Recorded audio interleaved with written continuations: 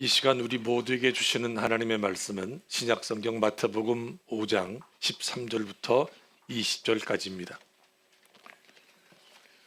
마태복음 5장 13절부터 20절까지의 말씀을 한 절씩 교독하겠습니다.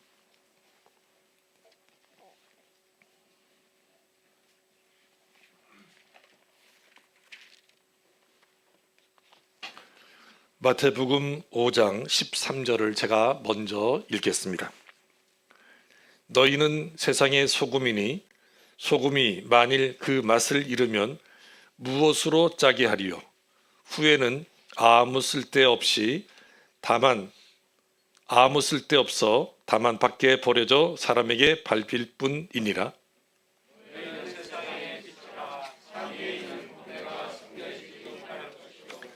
사람이 등불을 켜서 말 아래에 두지 아니하고 등경 위에 두나니 이러므로 집안 모든 사람에게 비치느니라.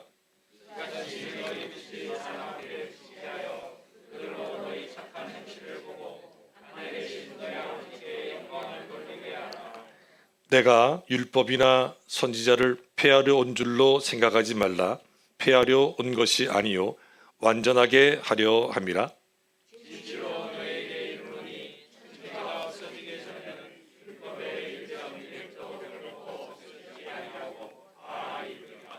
그러므로 누구든지 이 계명 중에 지극히 작은 것 하나라도 버리고 또 그같이 사람을 가르치는 자는 천국에서 지극히 작다 일컬음을 받을 것이요 누구든지 이를 행하며 가르치는 자는 천국에서 크다 일컬음을 받으리라.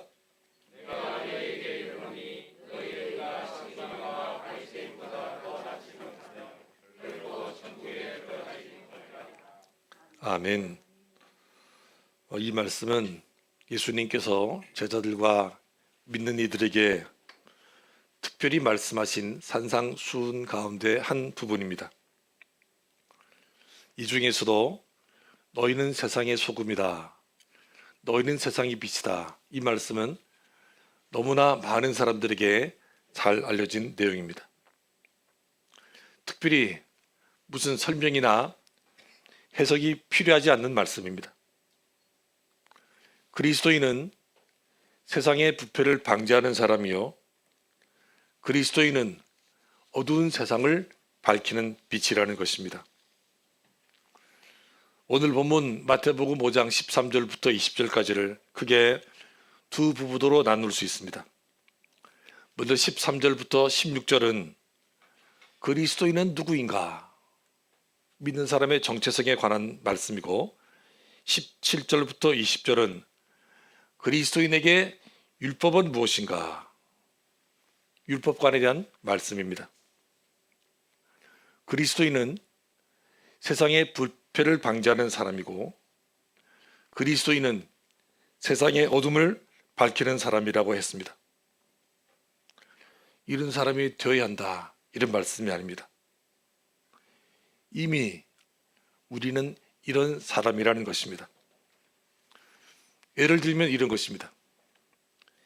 경찰 공무원이 되기 위해서 공부하는 수험생이 있고 이미 그 시험에 합격해서 임용을 받아 경찰이 된 분이 계십니다. 경찰이 되려고 하고 이미 경찰이 된 것 비슷하기는 하지만 엄연히 다른 것입니다.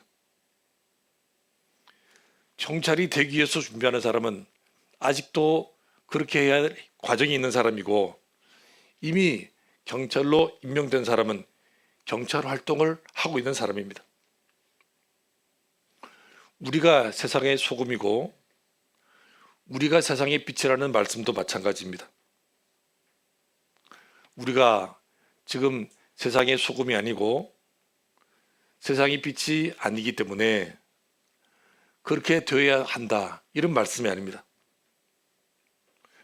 우리가 동의하기 힘들지 모르지만 우리는 이미 세상의 소금이라는 것입니다. 이미 세상의 빛이라는 것입니다. 그래서 소금과 빛으로 살아야 하고 또 그렇게 사는 것이 마땅하다는 것입니다. 하나님, 저를 세상의 소금이 되게 해주십시오. 하나님, 우리를 세상의 빛이 되게 해주십시오. 우리가 이렇게 기도할 수는 있지만 하나님은 넌 이미 세상의 소금이고 너는 예수 믿을 때부터 세상의 빛이야. 아마 이렇게 우리에게 대답하실 것입니다. 이런 말이 있습니다. 어둠을 탓하기보다는 한 자루의 촛불을 밝히라. 왜 어둡나? 불평하고 원망한다고 달라지는 것은 아무것도 없습니다. 그렇지만 내가 한 줄의 촛불을 밝히면 그때부터 어둠은 물러가는 것입니다. 세상에 왜 이렇게 타락했나?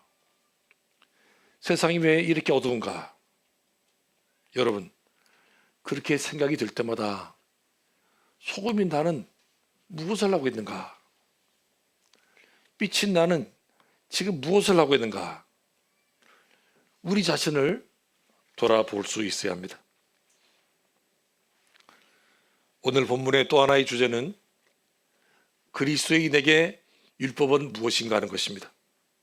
여러분, 율법을 누가 주셨습니까? 마귀가 이 세상에 율법을 가져온 것이 아닙니다.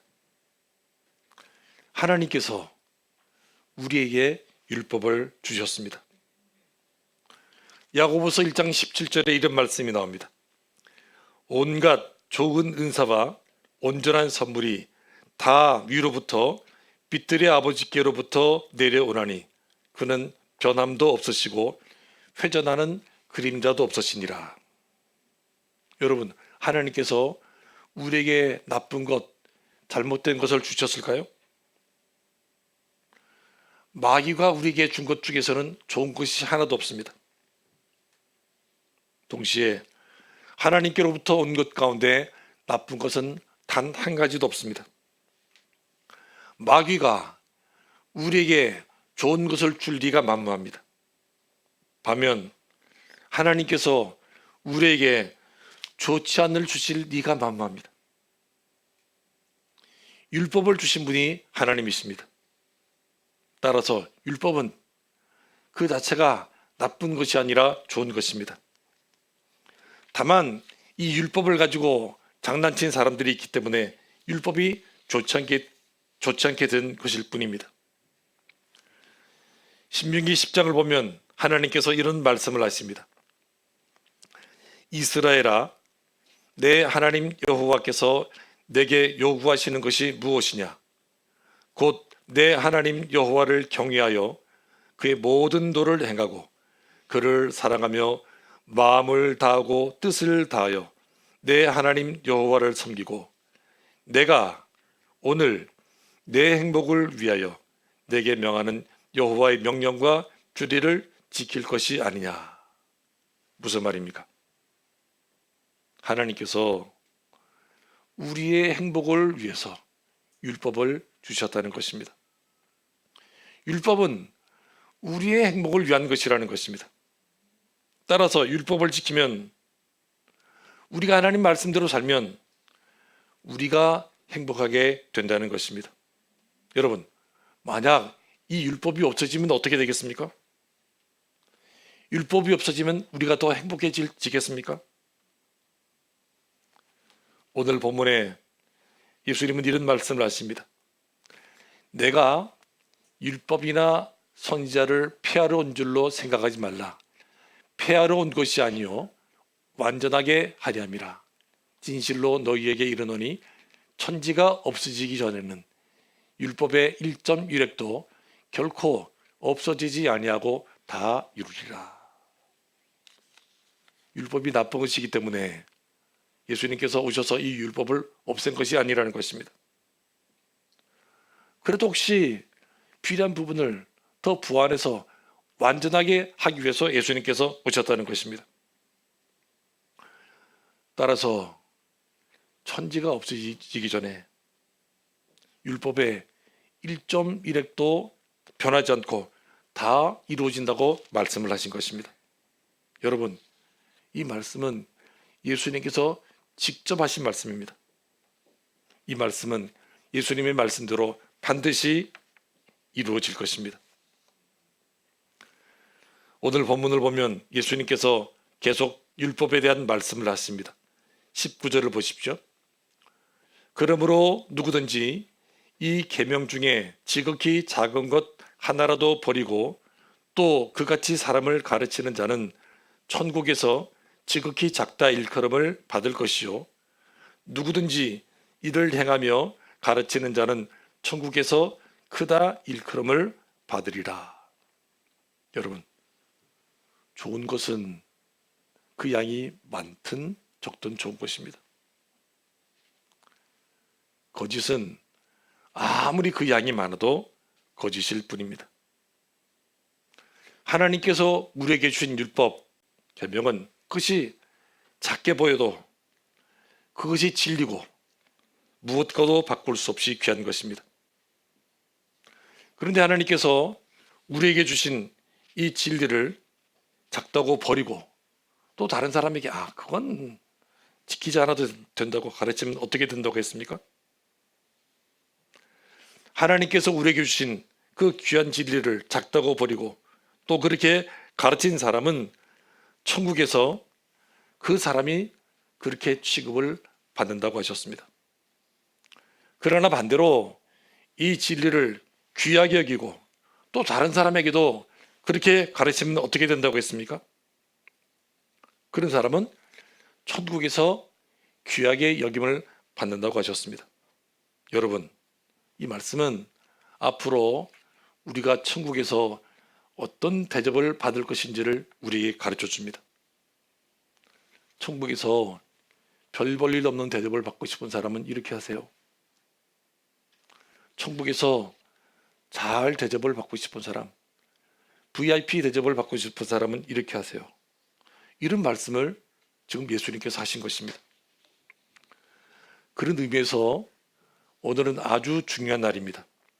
왜냐하면 우리가 영원히 살게 될 천국에서 우리가 어떤 대접을 받을 수 있는지를 우리가 알게 되었기 때문입니다.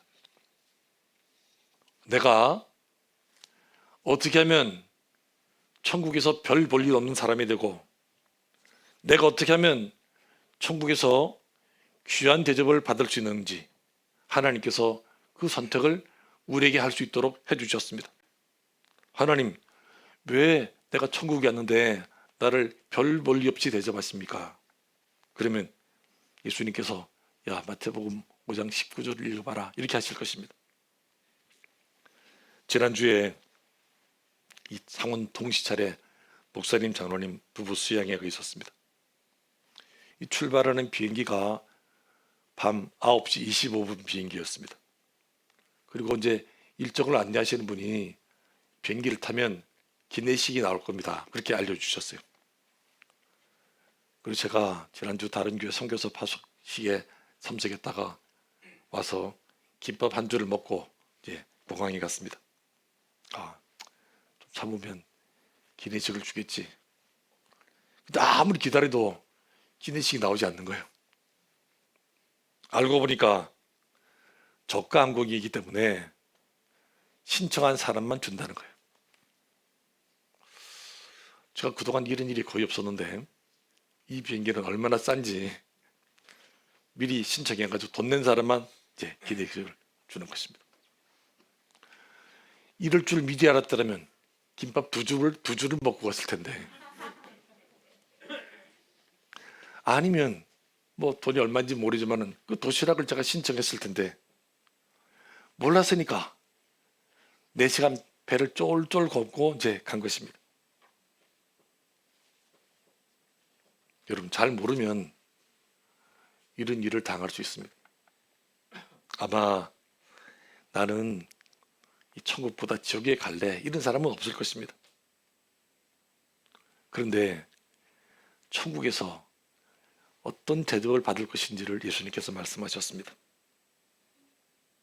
몰랐다면, 잘 모르면 도리가 없겠지만은 천국에서 귀한 대접을 받을 수 있는데 나는 그것이 싫다 이런 사람이 있겠습니까? 배를 쫄쫄 걷고 4시간 비행기를 타는 것도 힘든데 영원한 천국에서 영원토록 나는 별 볼 일 없는 대접을 받고 싶다. 이런 사람이 있겠습니까? 예수님께서 말씀하십니다.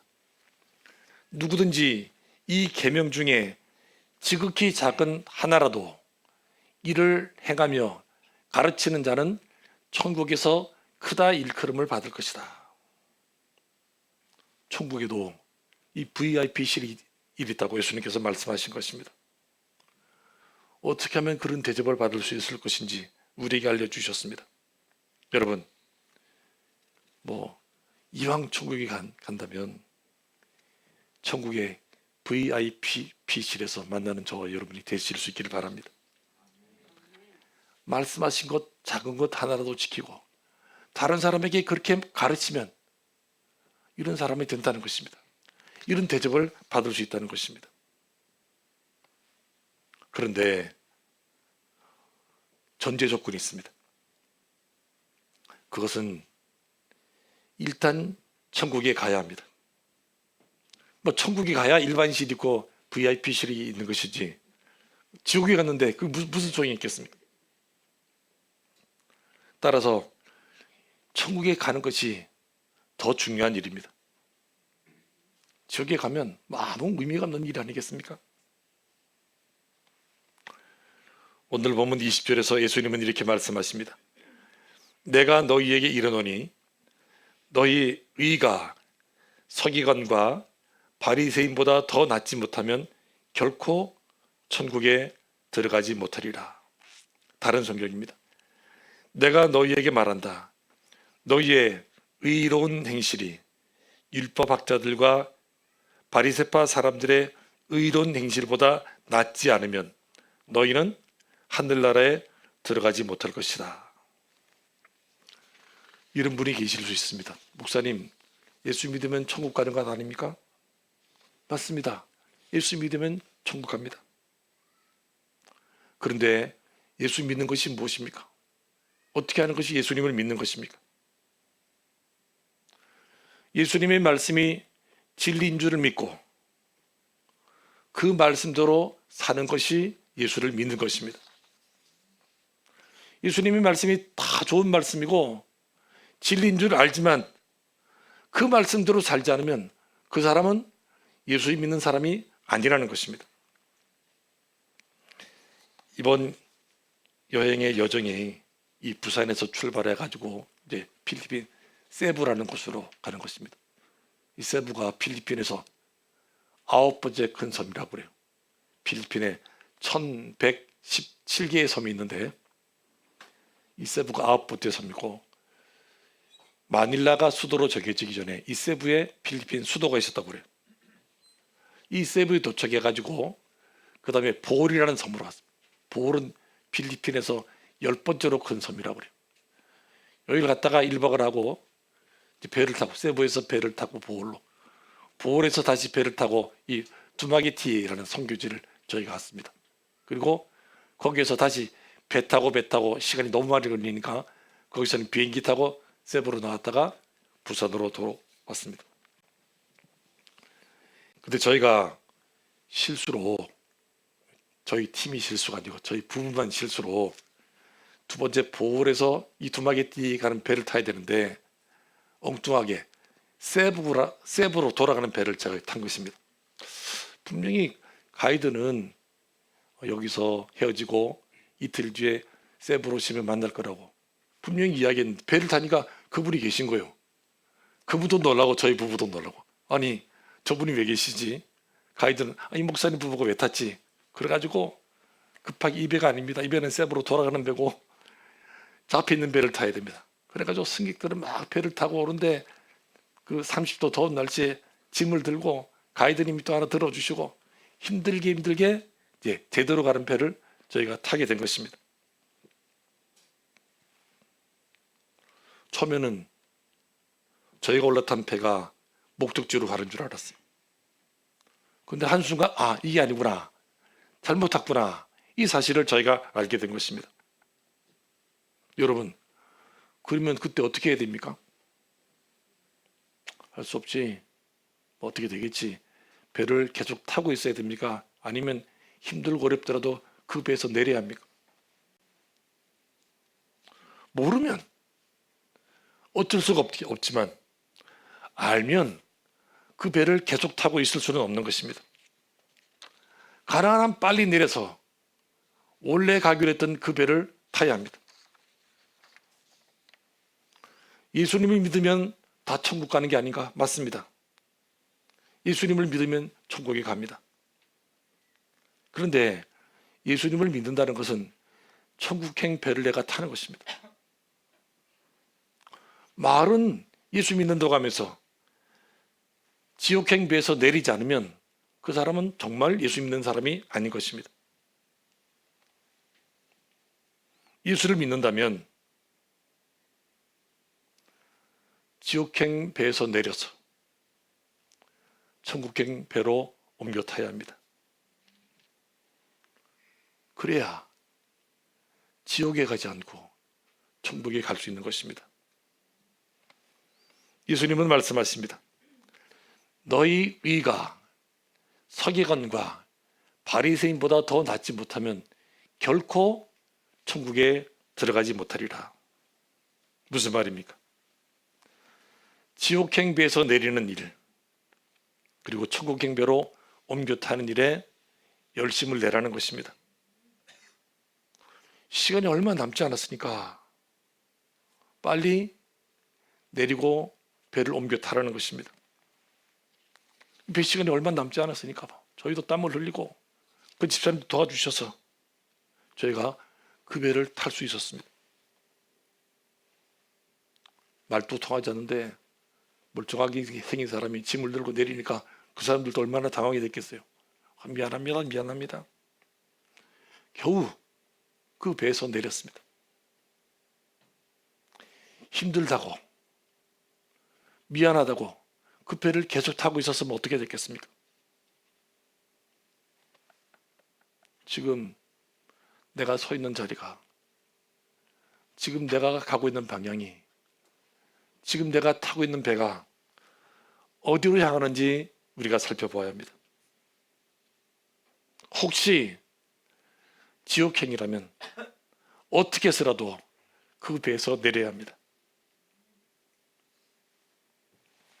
하나님은 우리가 다 천국에 들어오기를 지금도 기다리고 계십니다.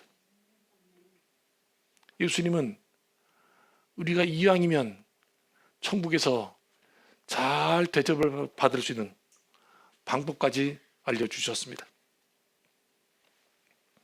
우리 모두에게